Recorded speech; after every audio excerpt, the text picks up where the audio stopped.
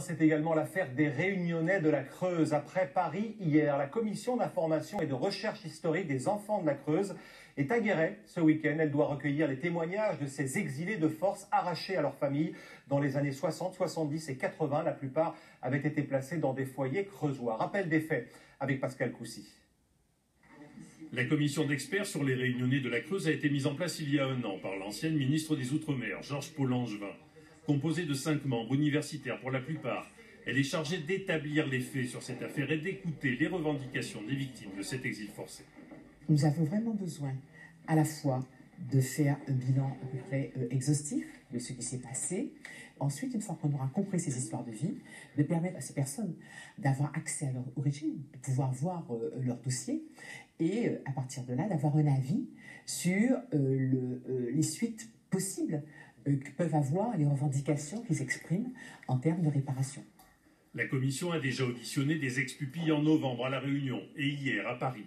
Elle estime que 2150 enfants réunionnais ont été enlevés par l'administration à leurs parents pendant une trentaine d'années.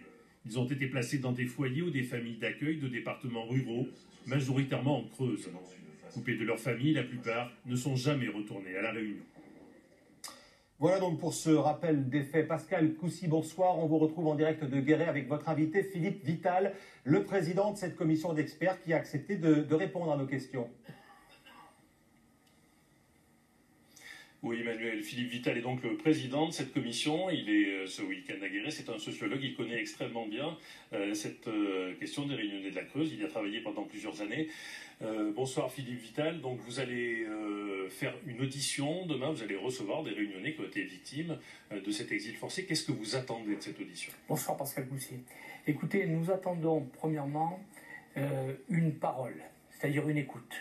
Trop longtemps, ces ex-mineurs réunionnais transplantés ont été coupés de toute parole, ils s'en sont plaints.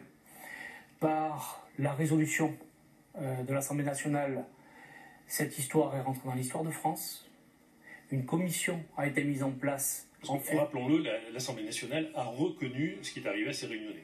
Oui, voilà. A reconnu la responsabilité morale de l'État face à cet épisode. Donc dans les témoignages de demain, vous attendez de découvrir des choses sur cette affaire?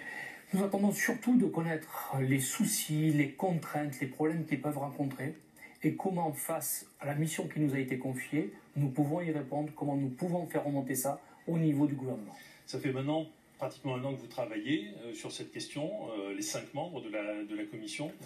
Est-ce que vous avez découvert des choses? Écoutez, la principale découverte que nous avons faite par nos historiens Gigoin, Prosperev, c'est nous sommes passés de 1615 ex-mineurs transplantés à 2150. C'est vraiment quelque chose de très précis. Un chiffre qui a 5% d'erreur ne bougera pas. Et nous avons là, si vous voulez, les chiffres des départs, des statistiques. C'est déjà une grande découverte. Est-ce qu'il se confirme que la majorité des enfants, pas la totalité on le sait, mais la majorité des enfants ont été envoyés en Creuse? Oui, sur les 64 départements où ils ont été transplantés, le plus gros contingent a été celui de la Creuse avec, en 1966, 215 enfants. Est-ce qu'on en sait un petit peu plus aujourd'hui sur les conditions d'accueil de ces enfants ici en Creuse? Est-ce que la plupart ont été bien traités ou la plupart ont été maltraités? Alors c'est une question très difficile que vous me posez parce qu'elle est soumise au témoignage. Il y a une véritable souffrance, mais chaque situation est différente.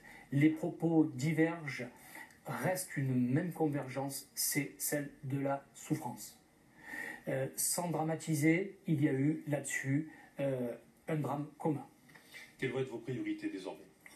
Nos priorités, ce qui est très compliqué, c'est de savoir combien restent vivants. Combien sont vivants? Où sont-ils? Tous ne sont pas encore recensés. Absolument. Sur les 2150, nous avons grosso modo 300 personnes connues. Les priorités à venir, c'est sur leur demande, la consultation des dossiers, le retour à la Réunion. Merci beaucoup Philippe Vital. Voilà Emmanuel, ce que vous pouvez dire ce soir. Demain, les auditions auront lieu ici à Guéret et nous vous en rendrons compte dans le journal de demain soir. Merci beaucoup Pascal Coucy, merci à votre invité. On passe maintenant